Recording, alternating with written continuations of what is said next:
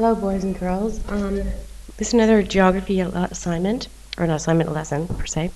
Um, this part of this is in preparation for when we study erosion later in our unit, and particularly as when we go on our field trip to Wadi Digla, we're going to see examples of river erosion.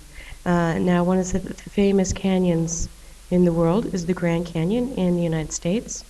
But we can also see erosion that's caused by glaciers, and you'll see a lot of that in Northern America, parts of Europe, and definitely Scandinavia. Part of this assignment was just to give you sort of like an introduction into what we will be pursuing later. You're going to have to bear with me as I try to scroll down. Whoops, sorry. Again, this is all the learning curves. Part of this is just examples. There's terminology that we need to use when we discover this part of geography. And I'm just going to read along with you to make sure that you get proper pronunciation, and I'll make comments as I walk through it. Erosion. Erosion is the process that essentially breaks things down. As far as we are concerned, erosion is the breakdown of the continents and the land all around us. The overall effect of breaking down and the weather in the land is called denudation. Now, denudation is a process of erosion because certainly in nature things just want to break down. And this is done so over time. Of course, there are other impacts such as storms and water, and as I mentioned earlier, glaciers, and even rocks as they wear away in a river will gradually over time break down a mountain and create other new landforms. Okay, so in nature, large things are broken down into smaller things. Boulders become sand. Mountains are rained on and become hills. So they basically get softer. The pieces of the mountain become smaller pieces and go down the sides of the hills. Weather and erosion also happens in a downhill direction. Erosion is an easy idea to understand. If you see a rock, you pull it out of the mountain, then throw it down on the ground.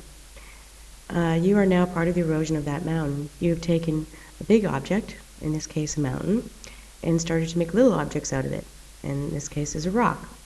When that rock hits the ground, it could have been cracked, and it will maybe break into some even smaller pieces, and eventually become sand.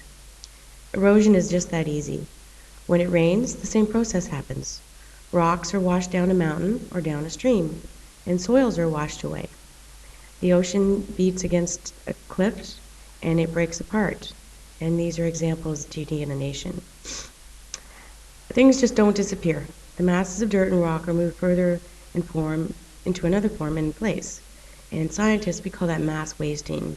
And the wasting is the loss of matter in one place.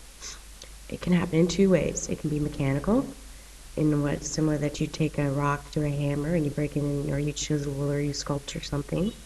Or it be chemical, as we see the effects of acid rain in the environment today. A surefire way to tell whether it is happening is to check the color of the rock. If the boulder breaks because of frost, you won't see any change in color. However, if you see a rock that's been near the ocean, you may observe different color changes because it's been oxidizing. Does erosion build things up? Erosion happens at the tops of mountains and under the soil. Water and chemicals get into the rocks and break them down through these mechanical and chemical forces. Erosion in one area can actually build up in lower areas.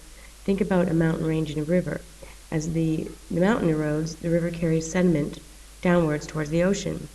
That sediment slowly builds up and creates new wetlands at the mouth of the river. Good evidence of this are the swamps in Louisiana in the United States, because of the example it's carried down the Mississippi River. Of course, we would see sediment build up in our own country, at the delta, close to the entrance of the Mediterranean Sea. So I'm going to continue this lesson, but we're going to pick it up from the book.